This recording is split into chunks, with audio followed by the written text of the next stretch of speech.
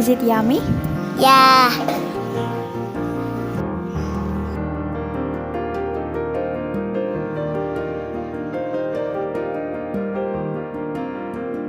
Assalamualaikum warahmatullahi wabarakatuh. Halo teman-teman, apa kabar kalian semua? Semoga selalu sehat ya. Marhaban ya Ramadan buat teman-teman yang muslim. Semoga puasa kalian selalu lancar ya. Amin. Video kali ini akan membahas tentang nabis dan cara pembuatannya. Jadi tonton videonya sampai habis ya teman-teman. Nabis atau air rendaman kurma dan bisa juga disebut dengan infused water. Minuman ini adalah minuman kesukaan Rasulullah Shallallahu Alaihi Wasallam, seperti yang diriwayatkan oleh hadis riwayat Muslim berikut.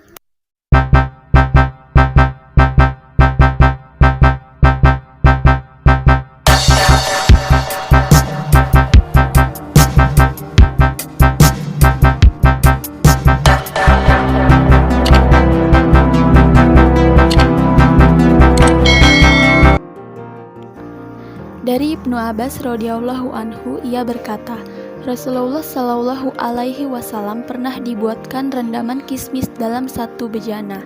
Kemudian beliau minum rendaman tersebut pada hari itu, juga esok harinya, dan keesokan harinya. Pada sore hari ketiga, beliau memberi minuman tersebut kepada yang lain. Jika masih ada yang tersisa, beliau pun menuangnya.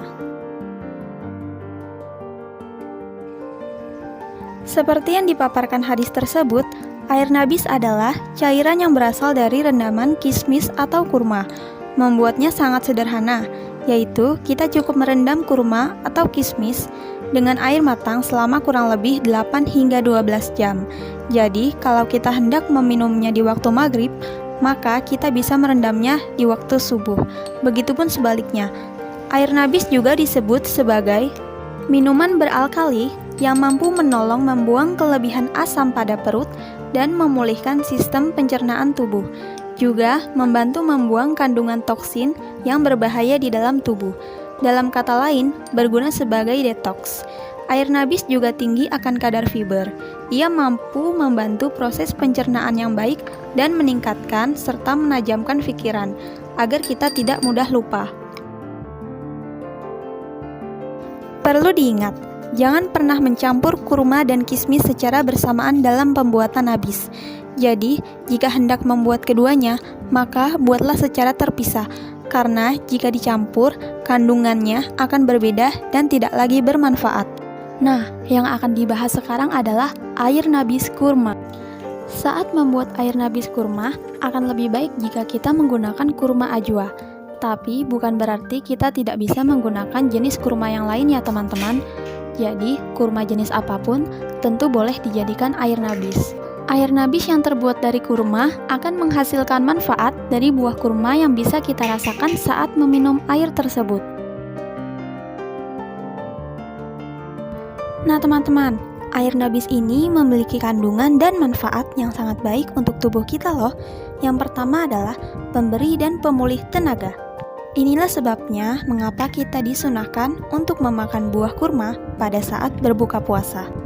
Dan yang kedua adalah tingginya kandungan fiber yang dapat menghilangkan kolesterol jahat yang terkumpul di dalam tubuh. Sangat bagus dalam menghilangkan sembelit atau meredakan dan memulihkan diri dari sembelit.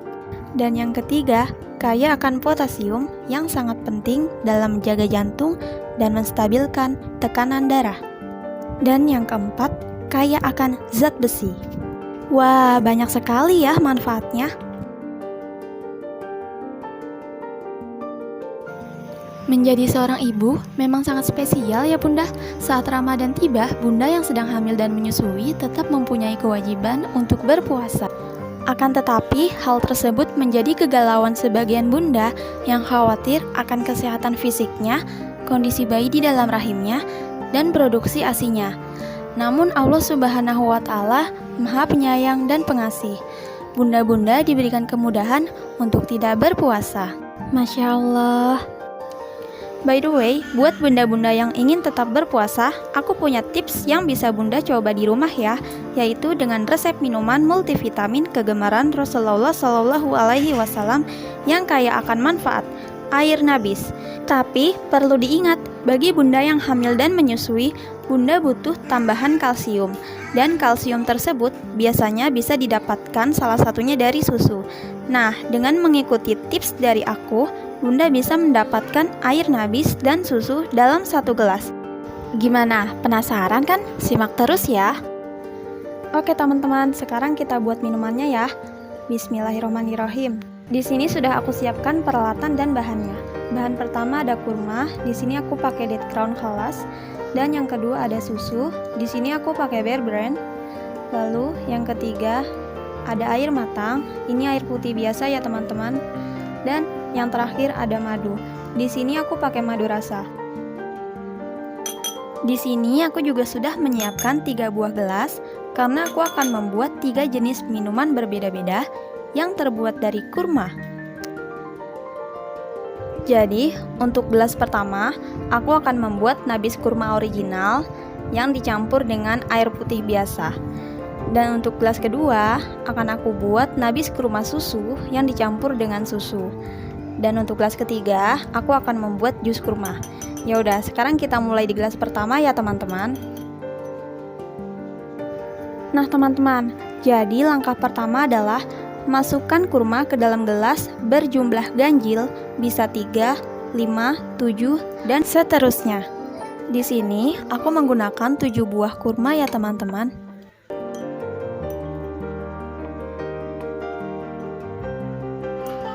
Tujuh buah kurma sudah di dalam gelas. Langkah selanjutnya adalah kita tambahkan dengan air matang.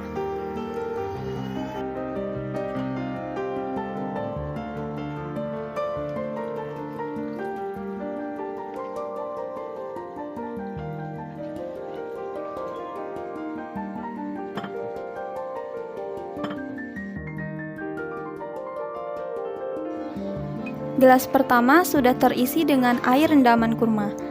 Air rendaman kurma ini akan menjadi nabis setelah didiamkan selama kurang lebih 8 hingga 12 jam. Dan akan bertahan sampai 48 jam atau 2 hari jika disimpan di dalam kulkas. Next, aku akan membuat olahan minuman yang kedua, yaitu nabis kurma yang dicampur dengan susu.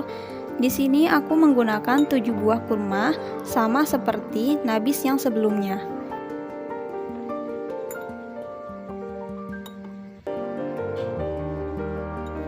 Oke, gelasnya sudah terisi dengan 7 buah kurma ya.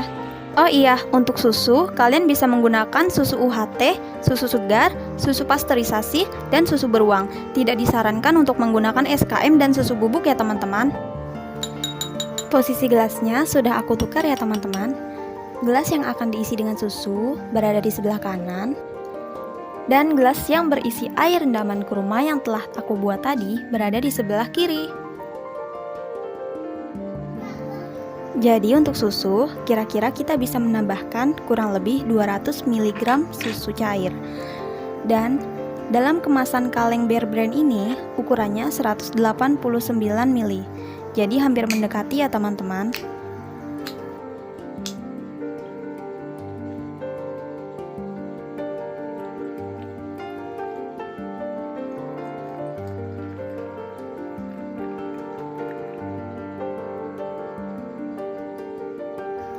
Nah, susunya sudah memenuhi 1 gelas full ya teman-teman.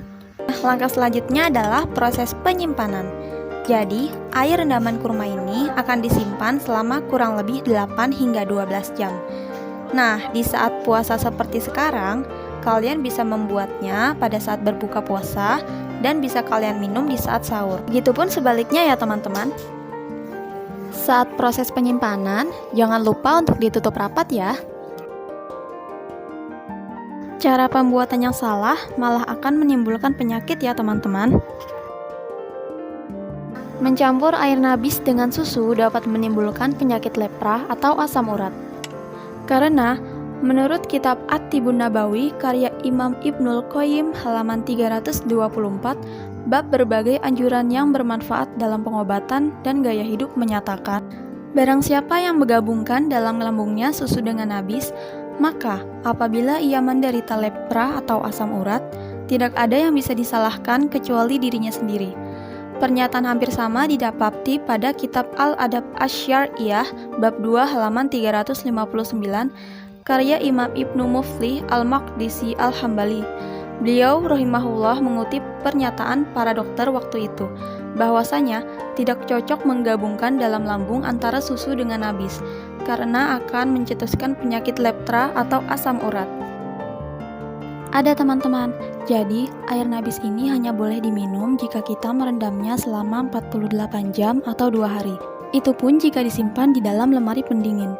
Lewat dari 2 hari, air nabis ini akan berubah menjadi khamar karena sudah difermentasi dan mengeluarkan alkohol. Dan ini haram untuk diminum ya teman-teman.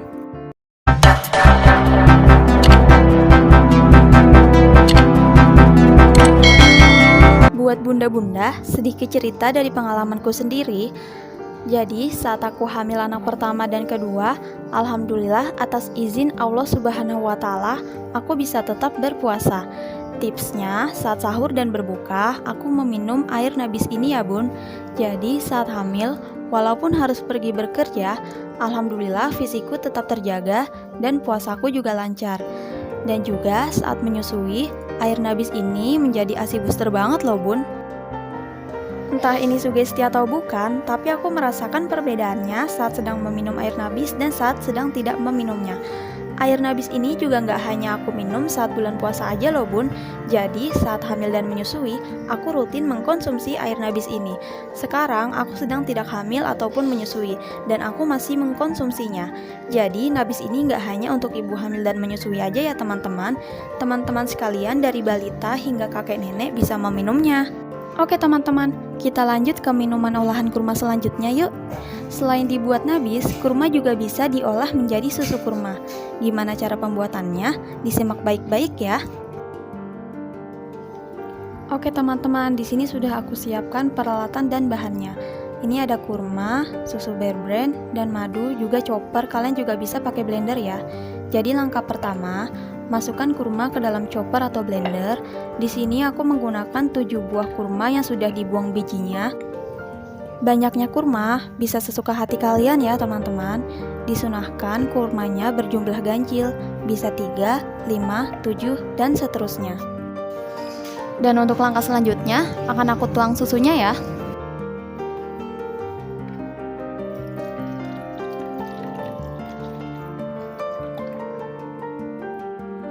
Oke, siap untuk dihaluskan.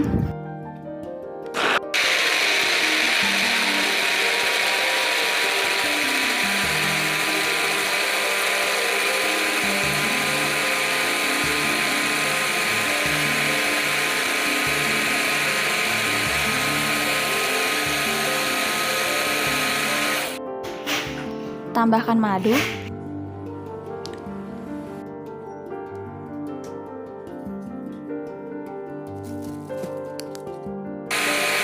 Lanjut di blender lagi sampai halus.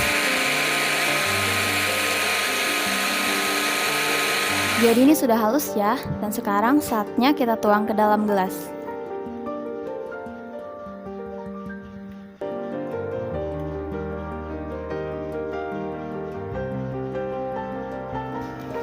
Tada, 3 minuman olahan kurma sudah siap untuk disajikan. Jadi teman-teman, perbedaan antara susu kurma dengan nabis adalah susu kurma tidak harus direndam terlebih dahulu. Semua resep tadi ada di kolom deskripsi ya teman-teman.